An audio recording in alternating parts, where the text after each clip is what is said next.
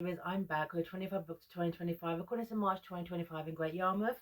And it's the last vampire series by Christopher Pike. Now, back in the 90s, I was reading a lot of Christopher Pike. He was very prolific back in the 90s when I was a teenager myself. This book came out in 1994. And it's quite funny because I've not read a Christopher Pike in years. And it was quite interesting too because all the ones that I've read, I've actually read this one. So, anyway, The Last Vampire is part of a omnibus, and the second one is Black Blood, which I'm going to be reading, but I'm going to be putting out next year in 2026. So, because, hey, why not? Make life interesting. So, here we are, The Last Vampire. For 5,000 years, Alisa Perne has been living among and off humans. Alicia hunts alone, thinking no one knows her secret, but someone is stalking her. Someone wants her dead. Right. Okay. Okay, so she's the last vampire. She resembles a teenager, but however, I'm a vampire, and that is the truth. But the modern meaning of the word vampire, the stories that have been told about creatures such as I, are not precisely true. I do not turn to ash in the sun, nor do I cringe when I see a crucifix. I wear a tiny gold cross on my neck, but only because I like it. I cannot command a pack of wolves to attack or fly through the air, nor can I make another of my kind simply by having him drink my blood. Wolves do like me though, they do, though, as do most predators, and I can jump so high and one might imagine I can fly. As to blood, our blood, the whole subject fascinates me. I do like that warm and thirsty, dripping when I'm so. I do like that well warm and dripping when I'm thirsty, and I'm often thirsty. My name at present is Alisa Perne. Oh, she has many names after 5,000 years. 5,000 years, and this girl is so special. This woman is so special. And she's 5,000 years old. Okay, so you've seen a lot, and she is so special. And how do we know she's so special? Because she loves to tell us how special she is all the goddamn time. Absolutely. So she's gone to a PI because someone called Slim is looking for her. That's the thing. It's like he goes down and says, "I want here to investigate you. What is your secret? What's your secret?" Okay. And but Riley, that's the PI, actually winds up getting killed. Okay. The thing is, Alisa actually kills him, and then it's like, "Oh, hold on. No, I actually need to get into your computer. I need to get into your computer." I didn't think that one through, did you? So here we are. Tell me about Slim, or I will take care of your boy, I say. My nature is kind. Deep inside, I could have said, if you don't tell me about Slim, I would find your dear boy and slowly peel off his skin. But Riley is in too much pain to hear me. I immediately regret striking so swiftly, not so you torturing the truth out of him. I did tell him I was impulsive when I'm angry, and that is true. Oh, sorry, Alisa. Oh, so it's poor Riley's fault that he's been killed because you're so impulsive. Well, obviously, okay, Slim, who has been hired to actually find out what Elisa's secret is, right, and winds up getting killed. Winds up getting killed, right? And in all this, you always get an element of Elisa actually bragging about that. I don't know what her blood type is, but is it A Rhesus smug, okay? Because, honestly, this bit here, she's looking over her life, okay, right, here we are. I do not need much sleep, 2 hours at most. Sunlight does affect me, though not in the Immortal Enemy Bram Stoker imagined in the tale of Count Dracula. I read the novel Dracula when it first came out in 10 minutes. I have a photographic memory with 100% comprehension. I found the book delicious. Unbeknownst to Mr. Stoker, he got to meet a real vampire and I paid him a visit one dreary England evening in the year 1899. I was very sweet to him, asked him to autograph my book and gave him a big kiss before I left. After I knew his blood. I was tempted, but I thought it would ruin the chance he would have had of writing a sequel, which I encouraged him to do. Right, here you go. Well, Bram Stoker actually didn't. So, hey. But Bram Stoker was a perceptive man. He knew there was something unusual about me. I believed he had a bit of a crush on me. You met him 1 second! Okay? Oh, please, Mr. Stoker, please sign my book. Please sign my book. So, to get into Riley's PC, okay, his computer, she actually, with her people behind the scenes who actually running the show for her, right, goes to school. Now, you expect this to be like, I don't know, like that, I don't know, like a vampire night school, a vampire going to school. You would expect, okay, it was the 1990s, okay, proper like Sweet Valley kind of thing going on. Like, you know, a vampire goes to school and winds up being I don't know, being on the pep squad, or can you imagine her being a cheerleader, or setting in or joining clubs and making friends. No, she's not exactly there for long. She's like there for like a couple of days, okay, with her new name, okay, and her name in this version, okay, suddenly she's Lara Adams. And then she meets Ray Riley, who has a girlfriend, Pam, okay, Pam. Sorry, it doesn't actually know. Girlfriend Pat. Sorry, Pat McQueen. Okay, name for girlfriend, okay, is Pat. Right. Pam, Pat, this is bad. Here you go. Ray Riley, he shakes my hand. His touch is warm, his blood healthy. I can smell blood through people's skin and tell if they have any serious ailments, even years before the disease manifests. Ray continued to stare at me and I bat my long lashes. Behind him, Pat has stopped, talking to another classmate, and looks over. Where are you from? Colorado. Really, what's that accent? Oh, what accent do you hear? I don't know, English, French, sounds like a combination. Oh, well, I lived in both places. I lived in both places. And then again, she meets another character, Seymour. Now, Seymour actually found really interesting. Really interesting. I would like to see more Seymour. Seymour, okay, who basically looks at, well, in this version, Lara, Alisa, okay. But the thing is this, it's Seymour likes to write.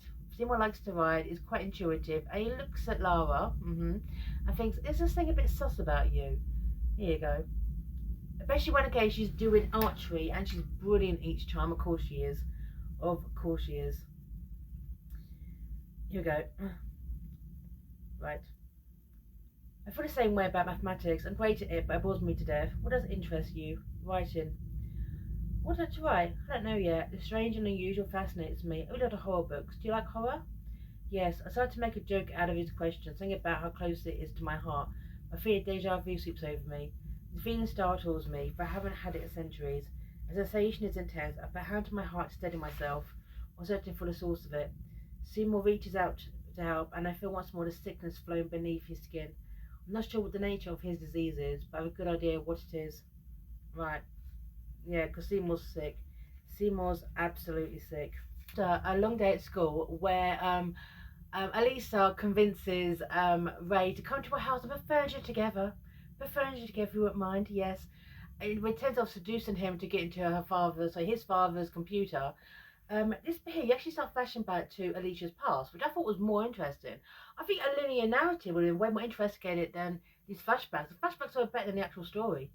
Here we are, right.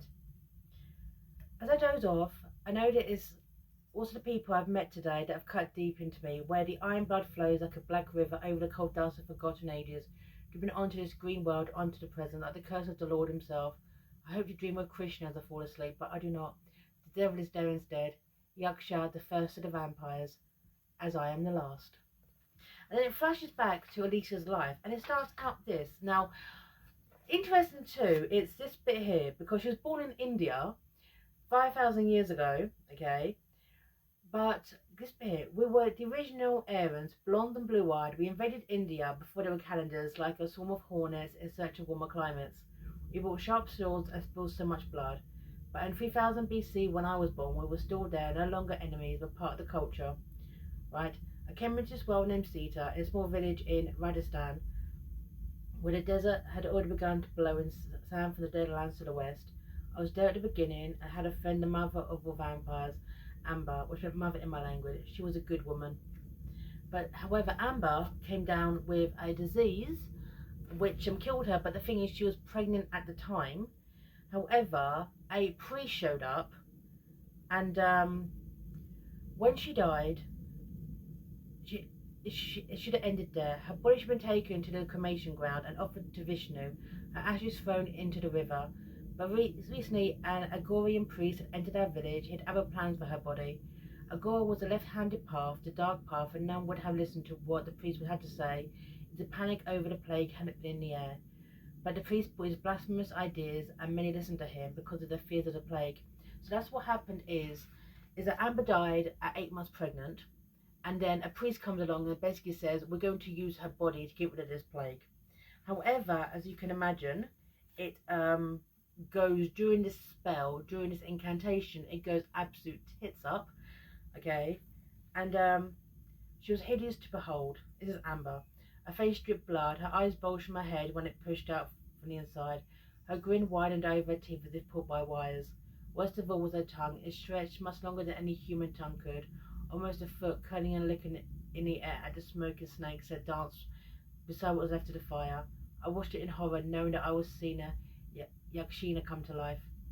In a haunted red glow, it turned to face the priest and fallen silent. No longer did he appear confident. Right. And so the Yakshina Kakakahina grabbed the priest is actually killed, and Amber's body is killed, but the child inside of her is still alive. So it actually, as Alisa comes in, or Sita as she was known then, comes in, they actually give her the choice about what to do, right? And it's been here. Sita, your friend does appear dead, and we all want to let this priest use her body in this way. But he's paid for his evil karma with his own life. But we will be creating evil karma of our own if we do not try to save the life of this child. You remember when Sashi was born, her mother died before she came into this world. So if it happens that a living child is born to a dead woman. He's like, no, Sashi was born early, so just as his mother died. Amma has been dead since early dawn. Nothing living will come out of this. So, but they give her a choice, like, if you strike it dead, we won't blame you. But she can't do that, she's a little girl. So she agrees for the child to be born, to be cut out of Amber, and he should be called Yaksha, for he has the heart of a Yakshini. And he grows quickly, and essentially he becomes the first vampire. He becomes the first vampire, right? But his first thing, it's because the Yaksha grows way too quickly. But then Yaksha was 10 and looked 20. He was not the leader of the village. Few people doubted that he would be in charge soon. But my father was soft-hearted. He would Yaksha grow up with pride, no doubt feared the person responsible for the birth of this wonderful young man. And his sister was still Yaksha's stepmother. He told me not to say anything to the others. That would ask Yaksha to leave the village quietly and not come back. But because all the men associated with Yaksha's birth start disappearing, absolutely start disappearing. In all this, Sita is actually married. She's had a daughter of her own. She's absolutely happy with her life. And then Yaksha appears and says, I will turn you into this. Basically, takes and goes, I will turn you into a vampire, or your husband and your daughter I will kill. Giving her no choice. Absolutely. Right. Here we are. In the moment Yaksha became my lord, and I cried for him instead of Lord Vishnu. Even as the race of my breathing and heartbeat collided and stopped. Yes, as I died, I forgot my God. I chose the path my father had rejected. Yes, it is truth. I cursed my own soul by my own choice as I screamed in wicked pleasure and embraced the son of the devil. Right. Absolutely. So her and Yaksha went around for centuries and basically caused carnage. Moving to the next place. Lisa invites Ray to her house, or incidentally, gives him a drink, puts him in a hot tub, seduces him, sees of him. Remember, he has Pat, his girlfriend. I've totally forgotten about that. Pat's forgotten. Pat's absolutely forgotten. And the thing is, and also breaks into Ray's father's kind of computer, gets all the information, deletes it. Here you go, job done. Job absolutely done. And then at this bit here, right, is when Slim, okay, is actually after her, tracks her down, and this bit here. My fear escalates. The precognitions were extraordinary. If they decide to open fire now, I would die. I think of Krishna. I don't know why, but he did tell me I would have his grace if I listened to him, and in my own way I had not disobeyed him. Sim turns in my direction. Right, because essentially, okay, she can't kill people. She absolutely can't kill people. But in the end, okay, she actually goes to Seymour, okay, for some assistance, and they get Seymour's story. Remember Seymour the student? It's this bit here, right, is that practically Seymour's dying, and she actually goes to Seymour to actually recuperate, and he says this, and she actually says to him, right, and also tells him, okay, that she's a vampire, as you do, because it's like, this bit here, right, you have AIDS, you know it? He sucks in the breath. How do you know? I know things. I know things. Sorry. I know things. You know things as well. How did you catch it? You don't seem gay. You stared at me too hard when I was naked. You have an awesome body. Well, thank you. Of course. I'm HIV positive. I suppose I have full-blown AIDS, but I've been feeling good in the last few weeks. Do I look that bad? You look awesome, but sick. I was in a car crash 5 years ago, ruptured my spleen. I was with an uncle, he died. I got to hospital in time. They operated on me and gave me 2 pints of blood, but it was after the test for HIV was routine with ordinated blood, so I guess it's back through the cracks. So now statistic, is that what you asked about fear of dying? Right. I don't know why. Her saying it, well, you don't seem gay, really kind of dates this. Okay, hey, it can happen to everyone, okay? But her saying, oh, you don't seem gay. Okay, right. Yes, you don't seem gay. Well, no, he's not. He got it through a blood transfusion. Okay, absolutely. And all this, okay, with Ray, who doesn't even know yet, okay, that Alicia's a vampire. Oh, Seymour certainly does. It's this bit here, okay, when Ray's just passed out exhausted. Right. It's this bit here. One thing is certain, if Krishna was not God, he was the most extraordinary human who ever lived. Even more powerful than all the vampires combined, I think of him as a lay beside Ray, and I wonder about my feelings of love for this boy. They're just my longing for the face of Krishna hidden inside him. I remember Krishna's face well. If it was a face, it was possible to forget, even after 5,000 years. Right. She's fallen in love with Ray so goddamn quickly, like the same day. It's like what she seduced him, now she's in love. Now, she makes it clear, okay, over the past 5 millennia, she has many lovers, male and female. Male and female lovers, okay? Here we are. But the thing is this, she, after 50 years of flashing back to her life, of her basically building up her own little vampire army, to kind of create others just like them, it's this bit here. It was then maybe up to, this is a flashback, it was then maybe up to 50 years of being a vampire that we began his stories about a man May said was Veda incarnate. A man who was even more than a man, perhaps even Lord Vishnu himself. Each new village we plundered brought us another detail. His principal name was Krishna, and he lived in the forest of Vindrivana, near the Yamuna village, with the cow herders and the milkmaids. It was said that this man, he had many names, was capable of slaying demons and granting bliss. Right. So, when they actually meet him, okay, they actually meet him and he beats Yaksha in a battle, and then says this, okay, to Alisa. Here we are. The age is to change its religious world. Kali Yuga will begin. It will be a time of strife in the short years of humanity. Your kind is one of the most part domestic, negative. Kali Yuga will be challenging enough for people without you on Earth. Do you agree? Yes, we only cause suffering. Then why do you go on, Sita? I just want to live, Lord. Well then, I'll let you live if you obey my command. If you don't make another of your kind, you will have my grace and protection. So the reason why, after 4,500 years, that Alisa has not created another vampire is actually basically she promised Krishna not to, Lord Krishna not to. Who, by the way, was not blue, okay? That was just for monuments and paintings further along. He was a human. Interesting thing, basically, so someone who is now regarded as a god told you, yeah, no more killing humans. No more making vampires. Okay? No, don't do that. Don't do that. So the reason why she is there is the fact is, okay, that Yaksha has tracked her down. Now, as Yaksha was beaten by Lord Vishnu, all of this, the reason why people are after her is that Yaksha has tracked her down. The reason why Katie says so many people is just essentially to make sure it's her. Yaksha has tracked her down with one request, which is for them all to die. Essentially, he wants to die. He's tired of life, whereas Alisa is not. Basically, okay, hey, 5 millennia, she's still living her best life. She doesn't actually want to die, and the other one does. Okay? And this bit here, right. This is something that Krishna told me about. Told me about nature, but for us the form doesn't change. It's because we are natural. Yes, nature abhors the invader, but we're not welcome in this world. Right. But you look well. I'm not tired. I wish to die. I don't. Yaksha shakes his head sadly, and there's one change in him, his sorrow. Yet his sorrow scares him more than his wicked glee used to. Yaksha was always so full of life for a being that will be later be labelled the undead. But the thing is this, is that Yaksha can't die unless Alisa dies.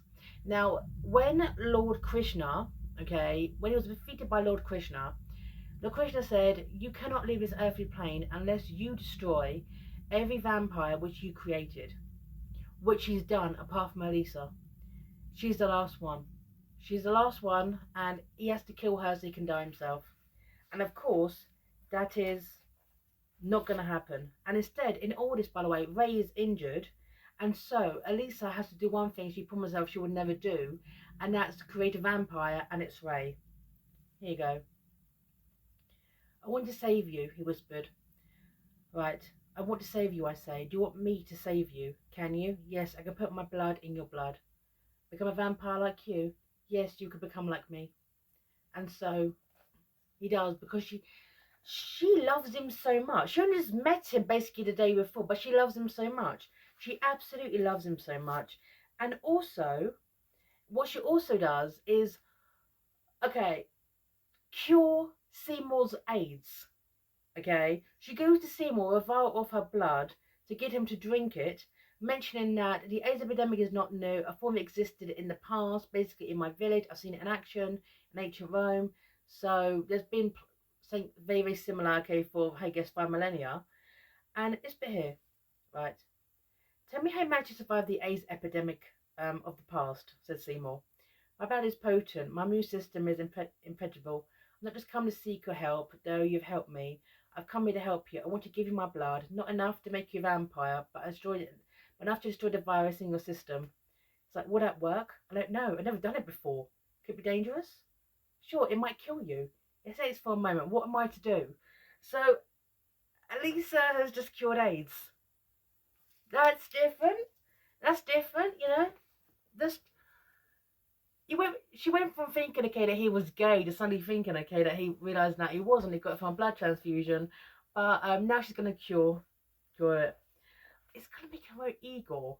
Okay, here you go. So with Ray becoming a vampire, Seymour being cured of AIDS, as you do, it's what she's gonna do, and there's a big elaborate kind of sequence going on. Okay, in the end, okay, it was, you know, trying to send rockets to the moon or some stupid shit like that. It's what she's basically going to do, okay, is burn him alive. She's going to blow him up, okay? Right. "He said he wants to leave this planet. He wants to die. Yes, he's tired of life. It happens. Well, our lives have been so long. But life doesn't tire me. I'm so emotional around Ray. It amazes me. I have you to inspire me." He smiles, but it's a sad smile. "It's a sacrifice for you to save me." Right.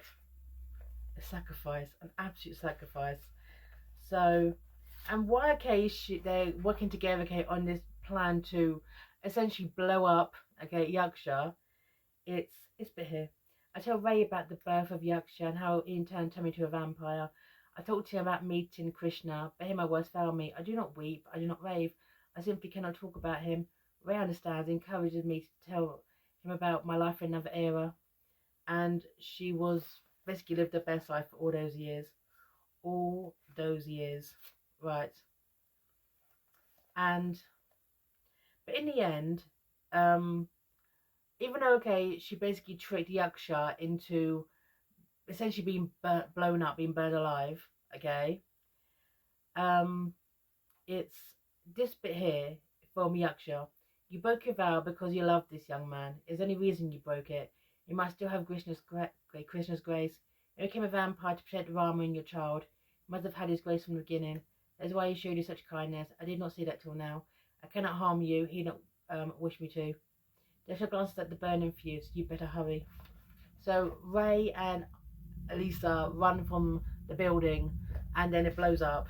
Okay, and now they're two vampires who are gonna have to live together and that kind of stuff, and they look at the belly out of their teens. So, okay, to be honest, apart from Alisa, constantly talking to her about how special she was, "I'm so special, fast and the average human, only need 2 hours of sleep." I generally did enjoy the flashbacks to a previous life and actually meeting Lord Krishna. I feel like an interesting twist of someone who eventually is described as a god, okay, who is worshipped as a god, was just a normal man who basically said, "Hey, sister, you know, saying, you know, to find grace, okay, just not turn people into vampires, okay, that's it."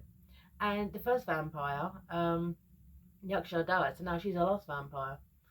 So hey, it's interesting. The whole thing redates it, okay, with Seymour, okay, and his quite a deficiency syndrome, but it was 1990s. You can't really fault it for that.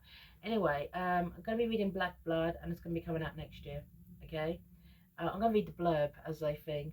An ancient evil, the first vampire has returned. Alicia knows she's responsible for his very existence, as though she must be the one to end his reign of slaughter. Okay, that's the blurb. Anyway, I'm going out shortly, so sign off here. Bye now.